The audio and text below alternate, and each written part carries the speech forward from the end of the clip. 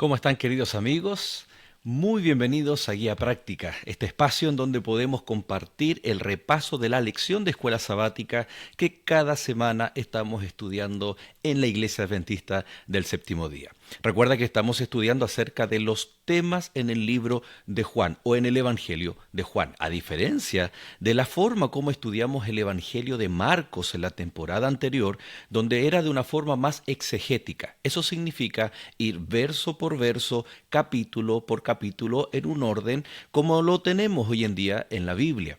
No obstante, estudiar la Biblia, especialmente un libro de la Biblia, de forma temática, significa que vamos a extraer los temas que contiene una porción, el libro completo, o como en este caso, algunos ejemplos, como lo hemos visto ya en capítulos anteriores. Hoy vamos a hablar del testimonio que dieron acerca del Mesías, acerca de Jesús, especialmente tres grupos de personajes, o en este caso Juan el Bautista, sus propios discípulos, que después pasaron a ser discípulos de Jesús, y también el connotado principal líder religioso Nicodemo. Por lo tanto, te invito a que te quedes en el capítulo del día de hoy hablando acerca de los testimonios de Jesús.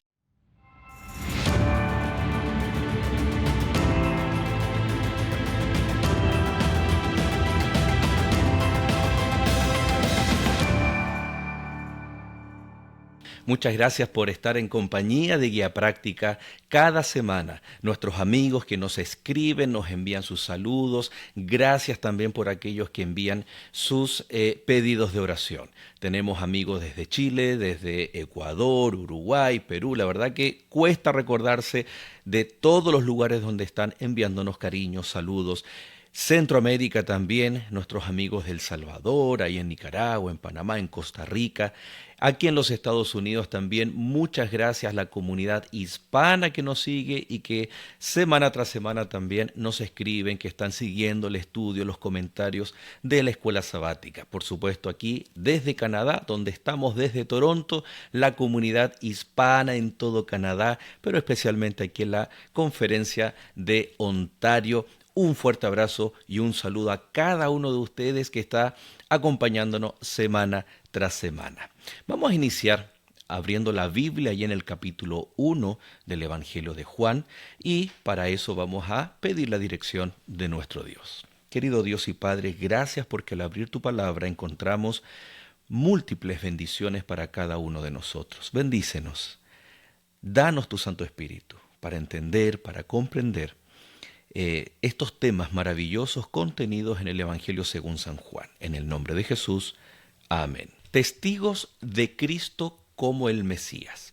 Ya hemos hablado de la connotación de la palabra Mesías, ya hemos hablado de la divinidad y la preexistencia eterna de Cristo Jesús. Temas muy importantes que están desarrollados o están contenidos en el primer capítulo del Evangelio según San Juan. Pero ahora es necesario destacar cómo inicia el Evangelio Juan, cómo comienza a desarrollar estas ideas que estaban contenidas en el capítulo 1. Por ejemplo, él dice, y vimos su gloria, gloria como del unigénito del Padre. Juan está escribiendo, y habían pasado muchas décadas al final del siglo I, escribiendo el Evangelio según San Juan, y él ahora dice, ¿de qué forma vimos, de qué forma nosotros nos dimos cuenta de que Jesús era el Mesías? A eso se refiere la temática de esta lección. E inicia con aquel que desarrolló y expresó frases extraordinarias respecto a Jesús y no tanto respecto a él. Nos referimos a Juan el Bautista, y en el capítulo 1 esta porción va desde el verso 19 al verso 51. Algunos de estos discípulos nombrados eran, en primer lugar, discípulos de Juan el Bautista. Por lo tanto, hay una conexión. Cómo ellos escuchan el testimonio de Juan el Bautista, luego ellos toman la decisión de seguir a Jesús y después seguirlo como maestro. Bueno, Juan el Bautista, sin duda alguna que tiene que haber sido extraordinario aquel día cuando Cristo Jesús llega al río Jordán. En esta sección nos vamos a encontrar un detalle muy especial. Por ejemplo, el inicio del verso 29, verso 35 y verso 43 está conectando estas secciones, estos episodios entre Juan el Bautista y la experiencia de sus discípulos, eh, con la frase al día siguiente. Es decir, estos sucesos ocurren cronológicamente durante 4 días. Y el foco de los primeros días no está puesto en Juan el Bautista. Es interesante que los otros evangelios tal vez tienen una mirada focal puesta en Juan el Bautista para responder quién era, qué hacía, cómo, de qué forma preparaba el camino del Mesías. Pero Juan, el Evangelio de Juan, lo hace de una forma diferente. El tipo de preguntas que le hacen a Juan el Bautista los líderes religiosos y la forma como él responde es el énfasis que no solamente Juan el Bautista, sino Juan el escritor bíblico quiere darle a esta porción con respecto al testimonio de Juan. El testimonio no es simplemente lo que él dice, lo que él responde, sino también su actitud respecto a Cristo Jesús como el Mesías. En otras palabras, no se trata de quién soy yo, sino se trata de quién es Él. El foco no está puesto tanto en quién es el Bautista, sino en quién Él no es. ¿Recuerdas tú que las preguntas son, ¿eres tú el Elías o el profeta Elías? Y él dice, no, no lo soy. ¿Eres tú el Mesías que había de venir? Y él responde, no, no lo soy. Es decir, es fácil cuando a alguien le preguntan, a ti o a mí, ¿quién eres tú? ¿Eres tú esta persona? Es muy simple para el ser humano responder, no, yo soy Joel Sandoval, tú eres, y hablar acerca de nosotros. Pero las respuestas de Juan el Bautista no eran acerca de lo que él era, de lo que él estaba haciendo como su ministerio, sino que él estaba hablando o respondiendo de quien él no era y por ende respondía de quien sí era Jesús. Interesante. Por ejemplo, esto ya está adelantado en el prólogo, en el verso 6 al 8. Juan dice, él no era la luz. Y posteriormente podemos ver que la misión de Juan es dar testimonio primero a los dirigentes judíos que van a hacerle preguntas. Luego es delante del pueblo, mientras él estaba oficiando aquellas ceremonias bautismales, aquellas predicaciones en el desierto. Y en tercer lugar, dar testimonio a sus discípulos, o al menos a 2 de ellos. Testimonio a los líderes religiosos, al pueblo y al menos a 2 de sus propios discípulos. En el capítulo 3, verso 30 del Evangelio de Juan, nos vamos a adelantar, a salir un poquito del capítulo 1, pero hay un principio fundamental que resume toda la actitud y las respuestas desarrolladas ahí en el capítulo 1. El verso 30 dice, es necesario que Él crezca y que yo mengüe. Es necesario que esté el foco en Él y no en mí. Esta humildad, estas palabras son propias del Evangelio según San Juan al referirse al testimonio, a la forma, al ministerio de Juan el Bautista. El verso 27 del capítulo 1 dice, este es el que viene después de mí, el que es antes de mí, del cual yo no soy digno de desatar la correa del calzado. Cuando los antiguos, especialmente aquellos líderes religiosos, hablaban de sus antepasados, de quienes existían antes que ellos, como Moisés, incluso antes aún, como Jacob, Abraham, para ellos era de vital importancia esa figura espiritual de sus antecesores y líderes espirituales. Cuando Juan el Bautista sitúa que Jesús era antes que él, no solamente está hablando de su preexistencia eterna, que Juan ya lo establece en el prólogo, sino que también está situando a Jesús en un grado de importancia con la mentalidad de los líderes judíos, o para la mentalidad de los líderes judíos. Antes que él. Y luego dice, yo no soy digno de desatar sus sandalias. En la antigüedad los esclavos estaban obligados a hacer una serie de actividades, de ritos, de cosas para sus amos. Lavar los pies, servir las comidas y todos los quehaceres domésticos, incluso aquellos deseos antojadizos que los amos podían, al ser propietario de esos esclavos, podían pedirle para que ellos hicieran. Pero había una ley que estaba prohibido para los esclavos desatar o atar las sandalias de sus amos. ¿Por qué? Porque de alguna forma esta ley estaba protegiendo la dignidad de los esclavos, la dignidad de los más humildes en la clasificación jerárquica de la sociedad antigua. Qué interesante que Juan dice que yo no soy ni siquiera digno, o sea, la ley me prohíbe para guardar dignidad dentro de mí, pero él dice, el que viene después de mí, pero que está y existe antes de mí, o sea, el que aparece en su ministerio después de mí, pero que existe antes de mí, yo no soy digno, ni siquiera, o sea, la poca dignidad, si yo fuera un esclavo, está diciendo Juan, la poca dignidad que me queda, aún así no sería digno de desatar aún sus sandalias. Estas declaraciones que encontramos en el capítulo 1 de Juan no se encuentran en Mateo, en Marcos y en Lucas. No porque Juan las haya inventado, sino que es el énfasis que cada escritor bíblico le quiere dar a esta situación. En Mateo, Marcos, Lucas, Juan tiene una figura más heroica. Voz que clama en el desierto. Y esto no está errado, al contrario, se exalta, se muestra, se expresa, tal cual como era el ministerio de Juan el Bautista. Pero ¿por qué en Juan se hace énfasis en la humildad de Juan el Bautista y su ministerio? En Mateo, Marcos, Lucas, decíamos, se está describiendo el ministerio de Juan como voz que clama en el desierto, extrayendo los escritores bíblicos del Antiguo Testamento, por ejemplo en Isaías capítulo 40, verso 3. Ahí está Mateo capítulo 3, verso 3, hablando de la voz que clama en el desierto. Marcos capítulo 1, verso 3. Lucas capítulo 3, verso 4. También estos evangelistas al escribir mencionan que en su función profética de pregonar, Juan el Bautista es el Elías del tiempo del fin.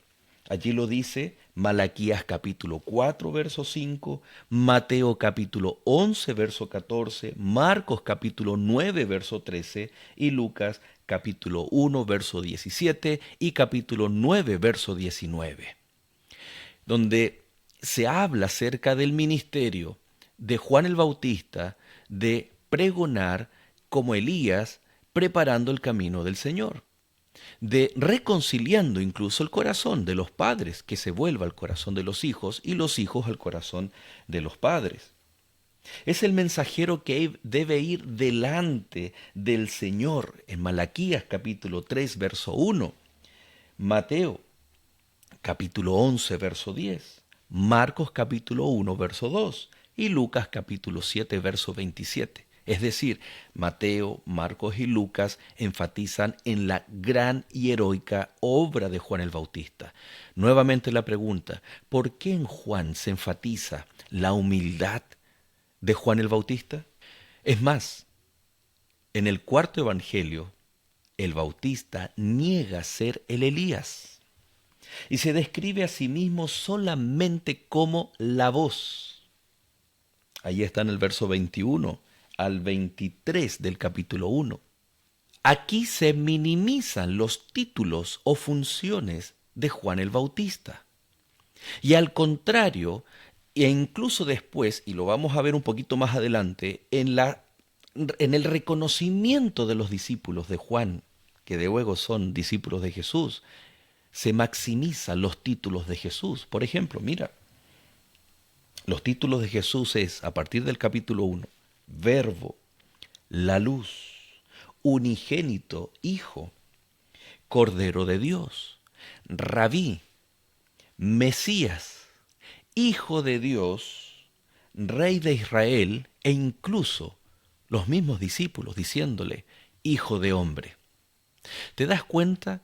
Es completamente distinto cómo se presenta a Juan el Bautista. ¿Por qué?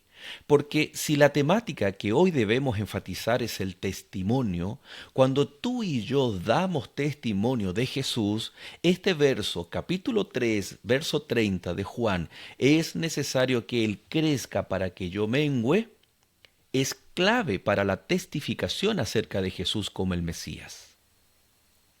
No significa que Mateo, Marcos y Lucas no estaban preocupados del foco cristocéntrico. No, al contrario, ellos estaban fundamentando la necesidad de preparación profetizada, la preparación del Mesías.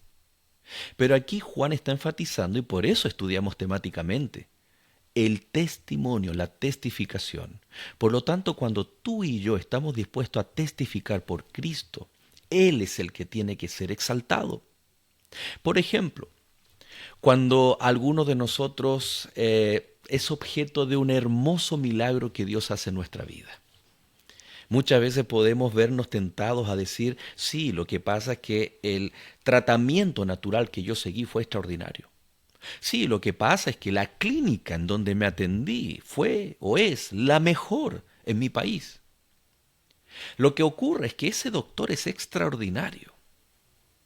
Entonces, el principio bíblico del testimonio encontrado en el primer capítulo acerca de Juan el Bautista, no hay títulos para él mismo está minimizando, él no responde, no se ve tentado a responder ante la pregunta, ¿quién eres tú? ¿Eres tú el Mesías? ¿Eres tú el Elías? Él podría haber dicho, sí, mi función profética. Y como yo estoy predicando y anunciando, soy el profeta Elías, el segundo Elías. El Elías que prepara el camino del Mesías. ¿Habría estado equivocado? Por supuesto que no, pero la actitud de testificación requiere que Cristo sea el centro y que otros puedan ver a Cristo, no a la clínica, no al doctor, sino que inmediatamente siempre nuestra respuesta pueda ser esto que me ocurrió, esto maravilloso que hay, que está aconteciendo en mi vida, es gracias a Cristo Jesús, es porque yo confío en Él, es por la fe, es porque Él está obrando en mi vida. Esto causó sin duda alguna una admiración y un llamado de atención para al menos dos de los discípulos de Juan el Bautista. Y que es lo que vamos a estudiar ahora a continuación. El primer principio es la actitud, la postura, las respuestas de Juan el Bautista son claves para la testificación. Número 1. Vamos al número 2. Los discípulos que ahora reciben ese testimonio, ahora ellos tienen un encuentro con Jesús. Primero ellos ven la actitud de su maestro, el Bautista. Posteriormente ellos escuchan declaraciones como «He aquí el Cordero de Dios que quita el pecado del mundo». Probablemente Juan pensando en Isaías 53, o probablemente Juan pensando en Éxodo capítulo 12, el Cordero Pascual. No tenemos certeza cuál es el origen de la declaración de Juan el Bautista, pero sin duda alguna era muy familiar para ellos estas dos grandes citas del Antiguo Testamento. Cristo como el Cordero que viene a quitar el pecado del mundo, que viene a sustituir, tal como lo hizo el carnero con Isaac, cuando Abraham tenía el cuchillo en su mano. El Cordero que permite con su sangre que esos primogénitos, pero ahora el primogénito representa a toda la humanidad, que todo aquel que en él cree no se pierda, mas tenga vida eterna. Pero también es correcto pensar que Juan estaba o tenía en mente a Isaías 53, al ver a Jesús con su simpleza viniendo a las aguas del Jordán, con su humildad también que él tenía, de decir, he aquí, este es el Cordero que va a ser entregado, el Cordero que va a ser sacrificado para llevar nuestras culpas, para limpiar y cargar nuestros pecados. Interesante. Hay un conjunto de pensamiento con respecto al Cordero en la declaración de Juan el Bautista. El verso 35 dice, al día siguiente estaba otra vez Juan y con él dos de sus discípulos, y mirando a Jesús que andaba por allí dijo, este es el Cordero de Dios, por segunda vez, o al día siguiente. Los dos discípulos lo oyeron hablar y siguieron a Jesús. Volviéndose Jesús y viendo que lo seguían, les dijo, ¿qué buscáis? Ellos les dijeron, Rabí, que significa maestro, ¿dónde vives? Y Jesús les dijo, venid y ved. Fueron y vieron dónde vivía y se quedaron aquel día con él porque era como la hora 10. Aquí encontramos algo muy importante, la actitud de Juan el Bautista en relación a Jesús. Sus dichos, es decir, lo que él dijo, el Cordero de Dios, era coherente, estaba en armonía con su testimonio. ¿Cuántas veces, en muchas ocasiones podemos hablar de Jesús? Podemos dar un estudio bíblico a una persona, pero muchas veces nuestros actos no se condicen o no son coherentes con aquello que decimos creer, que decimos testificar. Querido amigo, querida amiga, Jesús dijo algo muy importante en Mateo capítulo 24, que la predicación del Evangelio en el tiempo final será por testimonio, y entonces vendrá el fin. Cuán importante, por lo tanto, es entender que no es solamente, que no se trata solo de lo que decimos, sino cómo acompañamos con acciones, con testimonio aquello que decimos. Y aquí dos de los discípulos de Juan el Bautista quedan totalmente impresionados. Comienzan a seguir a Jesús. Jesús, cuando los nota, se da vuelta y les pregunta, ¿qué buscáis? Y ellos responden con el título Rabí, porque Juan les había transmitido que Jesús era el Mesías, que Jesús era el Maestro, que Jesús era un rabí. Es decir, a alguien a quien seguir. Ellos ya tenían su Maestro, ellos ya tenían su proceso iniciado de discipulado, ya seguían a alguien. Pero Juan el Bautista ahora, el foco de su mensaje y su testimonio es que todos, incluso los que lo seguían a él, debían seguir a Jesús. Y esto causa efecto. Y por lo tanto, ellos le preguntan, Señor, queremos saber dónde tú vives, dónde moras, dónde vives, cómo vives, cuál es tu estilo de discipulado. Y no hay mejor respuesta de Jesús que es, vengan y pasen un tiempo conmigo. Vengan y vean. Venid y ved. Permíteme aquí comentarte un detalle, ¿no? Muchas veces nosotros pensamos y sabemos que el ministerio de Jesús fue de 3 años y medio y que los discípulos inmediatamente fueron y aceptaron el llamado de Jesús a seguirlo y a dejar todo. El más claro ejemplo está ahí en Lucas capítulo 5, ¿no? Y dejando las redes, las barcas, siguieron a Jesús. Cuando Jesús les dice, desde ahora seréis pescadores de hombres. Pero esa noche los discípulos no habían pescado nada, en Lucas 5.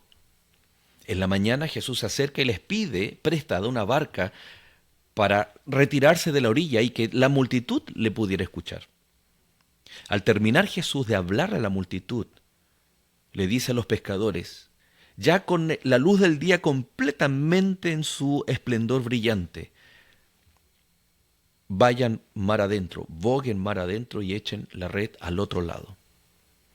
La verdad que si hubiese sido primera vez que ellos hayan conocido a Cristo Jesús, lo hubiesen mirado y le hubiesen dicho, ¿y tú quién eres? Nosotros somos los expertos en pesca. ¿Por qué tú dices que vayamos a esta hora que no se debiera lanzar las redes a plena luz del día? Pero llama la atención que ellos obedecen porque ya habían estado con Jesús, porque ya lo conocían, pero aún no habían tomado la decisión dentro del proceso de discipulado de una vez por todas dejar todo y seguir 24/7 a Cristo Jesús. Y aquí está el ejemplo. Todo inicia cuando nosotros vemos allí, por ejemplo, el verso 40 del capítulo 1. Andrés, hermano de Simón Pedro, era uno de los dos que habían oído a Juan y habían seguido a Jesús. Aquel encontró primero a su hermano Simón y le dijo: hemos encontrado al Mesías, que significa Cristo. Y lo trajo a Jesús. Mirándolo, Jesús dijo: tú eres Simón, hijo de Jonás, tú serás llamado Cefas, es decir, Pedro. En Lucas capítulo 5 ya han pasado meses de Juan capítulo 1. Dice, es más, el texto, que pasaron todo ese día con Jesús. Pero no siguieron a Jesús de forma definitiva, sino es hasta cuando Jesús nuevamente va al mar de Galilea. Ellos habían estado pescando porque continuaban con sus trabajos, pero no habían pescado nada. Y cuando ven sus redes llenas, ellos ven que Jesús ya había hecho milagros en las bodas de Caná, ya se sabía que Jesús había hecho milagros con leprosos, etc. Ellos eran testigos oculares, pero estaban yendo y viniendo. Y llega un momento en que en el proceso de discipulado el discípulo tiene que tomar su decisión de darle prioridad en su vida al maestro, de ponerlo en primer lugar. Por lo tanto, en la Biblia nosotros encontramos discípulos que lo siguen, pero que van y que vienen, que siguen trabajando en sus actividades diarias. Encontramos discípulos o personas que están atentas de Jesús, que lo siguen, pero son parte de la gran multitud que no siguen a Jesús. Y en tercer lugar están aquellos discípulos que toman la decisión de hacer de Jesús el primero en su vida. Interesante. Ahora, ¿qué decir con respecto al testimonio? Andrés es uno de estos dos discípulos. Y Andrés va donde su hermano y le dice: hemos hallado al Mesías. Es decir, el argumento de Andrés viene de lo que él ha visto y ha oído. El proceso de discipulado requiere información, pero a la vez requiere, es decir, contenido, lo que Juan decía, el contenido del mensaje. Hoy podríamos decir doctrina. Pero la doctrina, pero el contenido, tiene que venir acompañado de la testificación. O al revés, en primer lugar es la testificación a través del método de Cristo, que es, por ejemplo, cuán importante es mostrar simpatía, ganar la confianza, suplir las necesidades. Y en ese contexto, el mensaje, la información doctrinal, la verdad bíblica, llamémosle como le llamemos, entra de una forma muy especial como un pack, entra como algo que no podemos desligar. Por lo tanto, yo no puedo dar un estudio bíblico solamente dando doctrina. Necesito relacionarme con aquellos discípulos que quieren seguir a Jesús en mi vida diaria, invitándolos a comer, supliendo sus necesidades, siendo amigos de ellos. Eso es lo que le dice, eso es lo que le transmite. Ustedes conocen cuál era el carácter de Pedro, de Simón Pedro.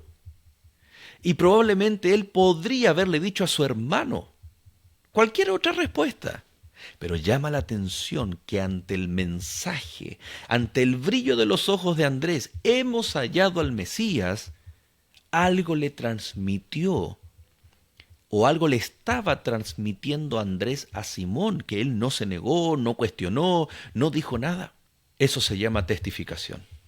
Es la mezcla perfecta que el Espíritu Santo nos puede dar entre la información que nosotros tenemos y que arde en nuestro corazón, pero a la vez lo que otros pueden llegar a ver y notar, el efecto del Espíritu Santo, el efecto de Cristo en nuestra vida. Andrés había estado poco tiempo escuchando tal vez acerca de Jesús. Dice que cuando el bautismo, es aquí el Cordero, y al siguiente día nuevamente lo vio el Cordero y ellos lo decidieron seguir. Pero ¿cuántas veces escucharon hablar de la venida del reino de Dios que se está acercando? Cuán importante es que nuestro mensaje vaya acompañado del método de Cristo para la testificación. Jesús dice, cuando Andrés trajo a su hermano Simón, Jesús lo mira y le dice, tú eres Simón, hijo de Jonás, tú serás llamado Cefas, es decir, Pedro. Y esto anticipa lo que después Jesús va a hacer con Natanael. Un preconocimiento. El Mesías conoce el corazón, conoce la vida y, como lo dice Mateo, hasta nuestros cabellos Él tiene contados. El proceso de discipulado es acercar a las personas a Cristo Jesús para que ellos sepan que Jesús les ama, para que ellos sepan que Jesús es capaz de preocuparse y de atender cada una de las necesidades de lo que estamos viviendo o no. Y disculpa que lo diga de esta manera, pero es la realidad. La doctrina impresiona el corazón, pero no suple las necesidades. La necesidad se suple, las necesidades materiales, las necesidades afectivas se suplen con la testificación. La doctrina nos ayuda a tener convicción y el testimonio nos ayuda a confiar.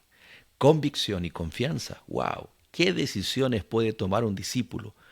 Así como cuando Jesús les dice, dejen las redes y síganme, desde ahora serán pescadores de hombres. Ellos ya tenían la información acerca de Jesús, pero también tenían el testimonio acerca de Jesús. Por lo tanto, eso genera convicción y confianza.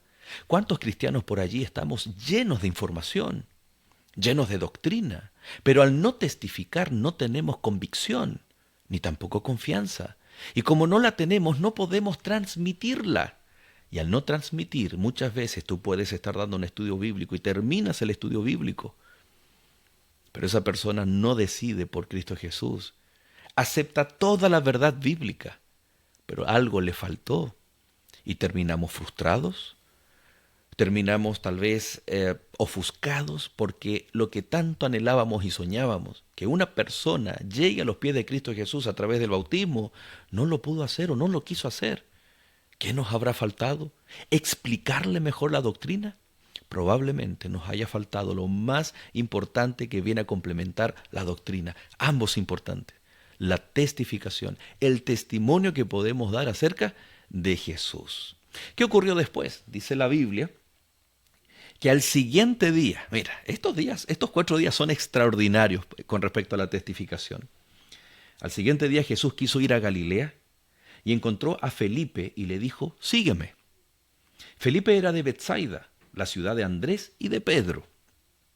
Y Felipe encontró a Natanael y le dijo, hemos encontrado a aquel de quien escribieron Moisés en la ley y también los profetas, a Jesús, hijo de José, de Nazaret. Y a diferencia de Simón Pedro, que todos tal vez creeríamos que Simón iba a reaccionar con una respuesta, una palabrota, es Natanael que dice, ¿de Nazaret puede salir algo bueno? Él le responde a Felipe, ven y ve, le dice su amigo Felipe. Ven y ve. Hemos hallado al Mesías, Jesús de Nazaret. ¿Puede salir algo bueno de Nazaret? Pero cuando Jesús vio a Natanael que se le acercaba, dijo de él, aquí está un verdadero israelita en quien no hay engaño. Le dijo Natanael, ¿y tú de dónde me conoces? Y Jesús le respondió, antes que Felipe te llamara, cuando estabas debajo de la higuera te vi. Natanael exclamó, Rabí, tú eres el Hijo de Dios, tú eres el Rey de Israel. Qué extraordinaria experiencia. Los preconceptos, los prejuicios con los cuales tú y yo muchas veces tenemos que lidiar, de las personas con las cuales convivimos, que saben que somos cristianos, que saben que nosotros damos testimonio de Jesús o que ellos sienten, pero que muchas veces tienen o están cargados de prejuicios. Y resulta que el Señor a Natanael le dice, tú eres un verdadero israelita, en ti no hay engaño. En la antigüedad, en la ciudad de donde era Natanael, existían, o en la provincia de Galilea, 2 tipos de judíos.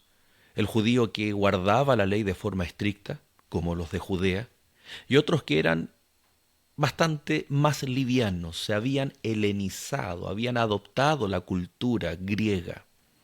Seguían siendo judíos, pero eran más flexibles con respecto a guardar la ley. Y especialmente esa ley que tenían los escribas o que fomentaban los escribas, por lo tanto eran más rígidos los de Judea, los de algunos de Galilea y los otros de Galilea también eran más flexibles. Y de alguna forma Jesús destaca que en medio de esa liviandad, Natanael era alguien que se tomaba la ley de Dios en serio. Por esa razón, cuando él pregunta quién es el Mesías, y su amigo Felipe le dice, bien, es alguien que nació o que vivió en Nazaret. Y él dice, pero Nazaret son los livianos, son los que no se toman las cosas correctamente, de acuerdo a la solemnidad que merecen las cosas de Dios. ¿Cómo puede el Mesías salir de allí? Por esa razón Jesús cuando lo ve le dice, oh, tú eres alguien que se toma las cosas en serio. Y fíjate que esta actitud también nosotros debiéramos tener.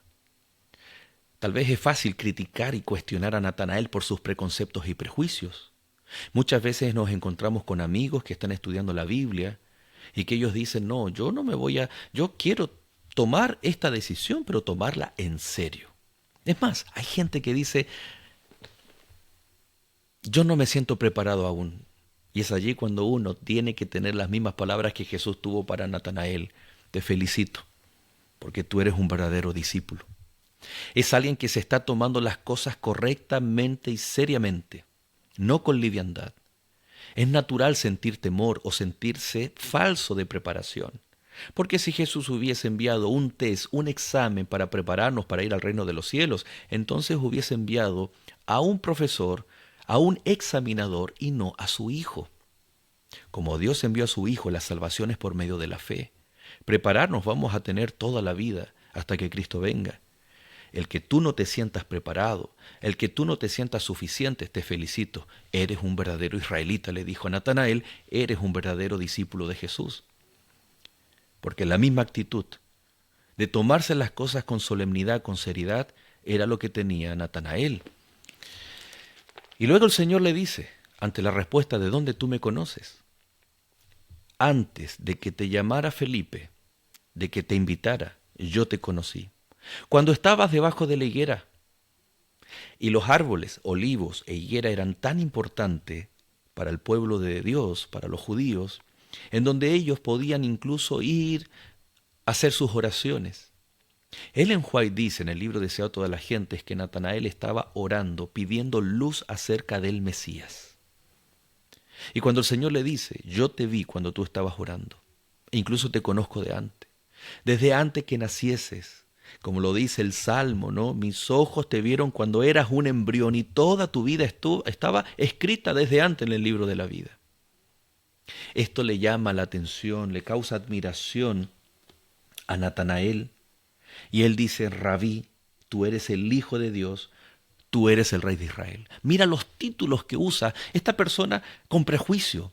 Esta persona que es alcanzada por la testificación de su amigo Felipe. Y Jesús le dice, ¿crees porque te dije, te vi debajo de la higuera? Cosas mayores verás que estas. Y agregó, de cierto os digo, desde ahora verás el cielo abierto y los ángeles de Dios subiendo, bajando sobre el Hijo del Hombre. El Señor le anticipa que lo que él iba a ver era similar a lo que Jacob vio en sueño. Una escalera.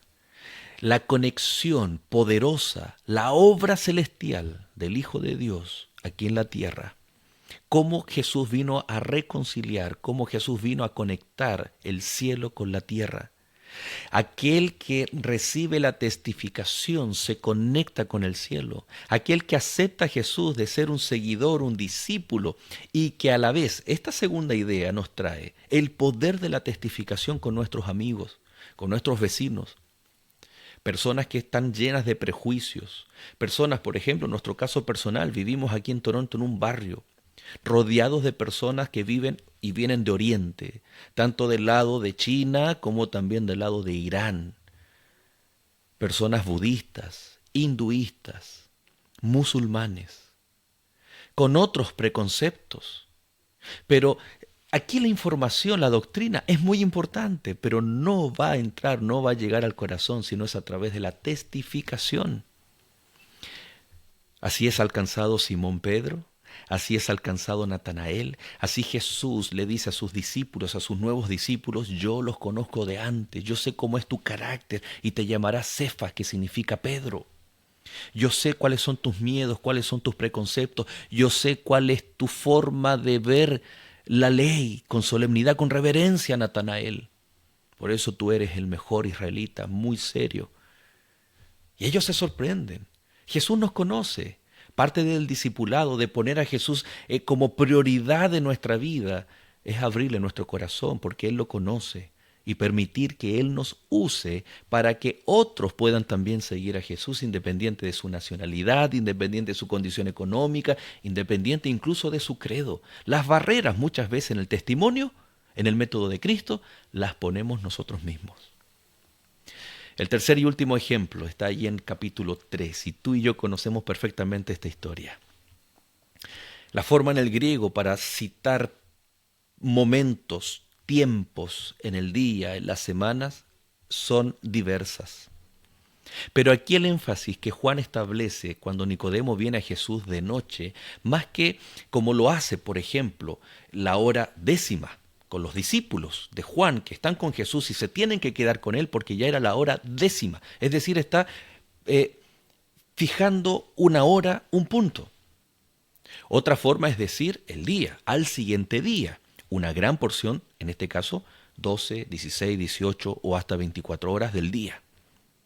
Pero aquí dice que cuando vino a Jesús de noche, no se refiere simplemente porque podría haber dicho a la 10ª hora, a la 9ª hora, porque era normal que los evangelistas citaran mañana, mediodía, media tarde o en la noche con horas o con vigilias. Pero aquí cuando Juan dice que Nicodemo vino de noche porque está queriendo enfatizar que el testimonio había llegado a él también. No sabemos si Nicodemo estaba ahí a los pies o a la ribera del río Jordán escuchando las respuestas de Juan, cómo él menguaba y Cristo crecía. Pero el Espíritu Santo comienza a actuar a través del testimonio, a través de el mensaje, el contenido doctrinal que él había leído, porque era un doctor de la ley, porque él tenía acceso a estudiar la información bíblica. Pero algo hizo que él tuviera la necesidad de ir de noche, y era el testimonio más la doctrina. Y cuando Juan dice, el evangelista, que va de noche, es porque esas tinieblas están reflejando un estado más que una hora puntual. Los líderes religiosos estaban con la luz, o al menos teóricamente ellos tenían los mensajes proféticos, las profecías mesiánicas, para iluminar el camino de ellos y ellos a iluminar el camino del pueblo.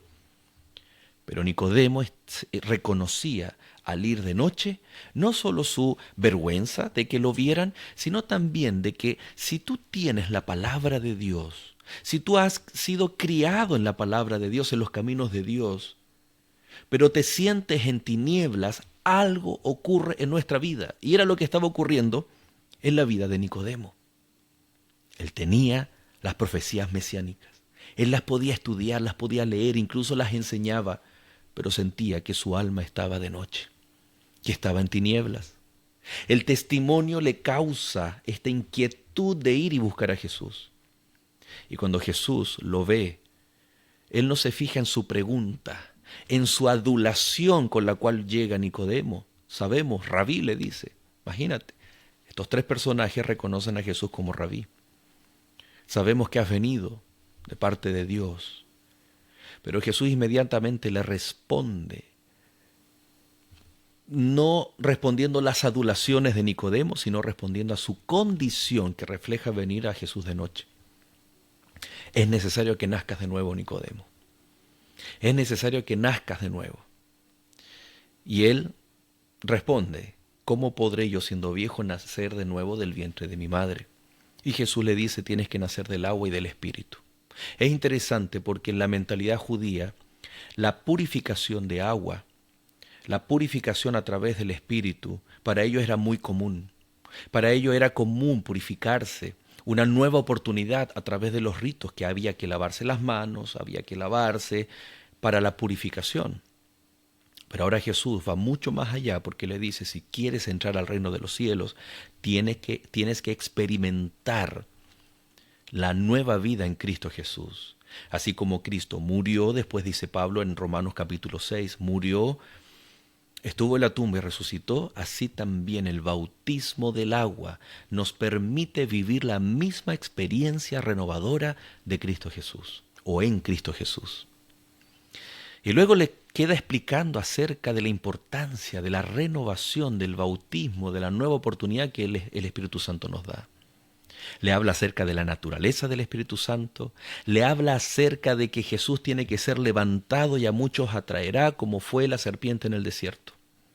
Y luego le explica y le dice, porque de tal manera amó Dios al mundo que ha dado a su Hijo unigénito para que todo aquel que en él crea no se pierda, mas tenga vida eterna. La respuesta de Jesús contiene la divinidad. Así es, el Padre que nos ama enviando a su Hijo para tener vida. Cristo Jesús le habla de su ministerio en la cruz, cómo él tenía que ser alzado en la cruz para atraer a muchas personas. Por eso cuando Nicodemo ve a Jesús crucificado, después entonces al tercer día, él compra estos 45 kilos de perfume, él siente esa necesidad de ser atraído a través de la cruz de Cristo, como también lo fue José de Arimatea. Y le habla acerca del Espíritu, del nacimiento del Espíritu Santo. El nacimiento del agua tiene que ver con el ministerio de Cristo Jesús, su muerte y su resurrección, como lo dice Romanos 6. Luego le habla del Espíritu Santo como persona, no como una fuerza de Jesús o de Él. Y luego le dice, porque de tal manera amó Dios Padre al mundo que ha enviado a Dios Hijo, preexistente eterno, coeterno con Dios, pero a tomar forma para morir y para que tú y yo tengamos vida eterna. Querido amigo, esto se trata de la testificación. Jesús habla con Nicodemo, le testifica acerca del Padre, del Hijo, de Él mismo y del Espíritu Santo. Y esto causó una conversión en Nicodemo.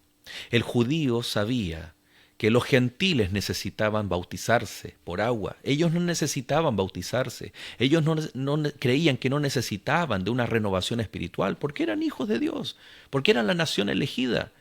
Y Jesús viene con este mensaje, le testifica acerca de que para entrar al reino de los cielos, para ser parte del pueblo de Dios, necesitamos nacer tanto del agua como del Espíritu. Necesitamos entrar en comunión con la divinidad.